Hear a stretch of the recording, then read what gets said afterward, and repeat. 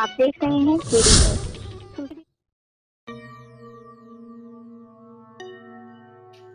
आइए जानते हैं कि यूपी पंचायत इलेक्शन 2026 में ब्राह्मण वोट बैंक पर बीजेपी की कैसी पैनी नजर बनी है और इसको लेकर उप मुख्यमंत्री ब्रजेश पाठक को विधिवत बड़ी जिम्मेदारी भी मिली है। आइए इस शेर से खबर की शुरुआत करते हैं। जुल्म इतना भी मत सहा कीजिए, जुल्म इतना भी मत सहा कीजिए, जब जबा है तो कुछ कहा कीजिए। अपने दुश्मन से साथ मिलकर लड़ें, आप आपस में लड़ा मत कीजिए। आइए चलते हैं खबर पर। भाजपा आगामी चुनाव के लिए ब्राह्मण समुदाय को साधने में जुट गई है। उप मुख्यमंत्री ब्रजेश पाठक ने इस अभियान की कमान संभाली है।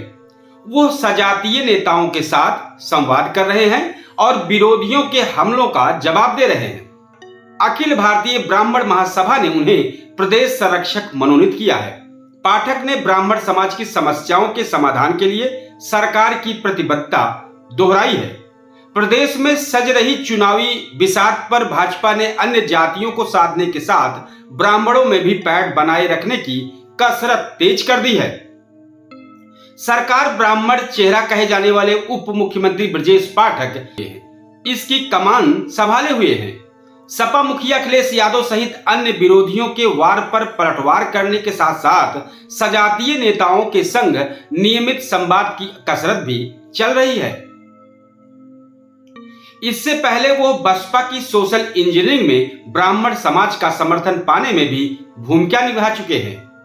आगामी विधानसभा चुनाव और उससे पहले होने वाले पंचायत चुनावों के लिए ब्राह्मण वोट बैंक में हिस्सेदारी की भी होड़ मची है।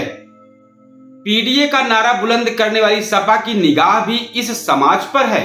ऐसे में भाजपा भी कोई जोखिम लेने के लिए तैयार नजर नहीं आ रही है।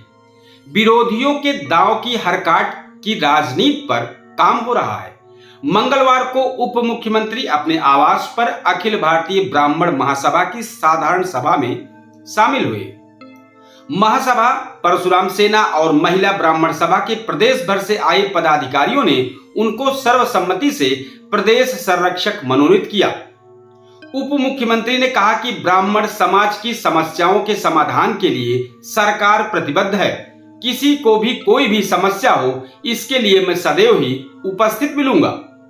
इस दौरान महासभा के राष्ट्रीय अध्यक्ष एवं पूर्व दर्जा प्राप्त राज्य मंत्री डॉक्टर केसी पांडे ने ब्राह्मण कल्याण बोर्ड और सवर्ण आयोग का गठन करने और परशुराम जयंती पर अवकाश घोषित करने की मांग उठाई। डॉक्टर पांडे 2 दशक तक सपा में रह चुके हैं और वर्ष 2022 में भाजपा में शामिल हुए हैं। हम इस तरह की तमाम खबरें आप तक पहुंचाते रहेंगे। आप हमारे चैनल को सब्सक्राइब करें। हमारी इस खबर पर अपनी कमेंट हमारे राय बॉक्स में जरूर दें। हम देश और प्रदेश की अन्य ज्वलंत मुद्दों पर आप तक पहुंचते रहेंगे। तब तक के लिए जय हिंद। आप देख रहे हैं केडी न्यूज़।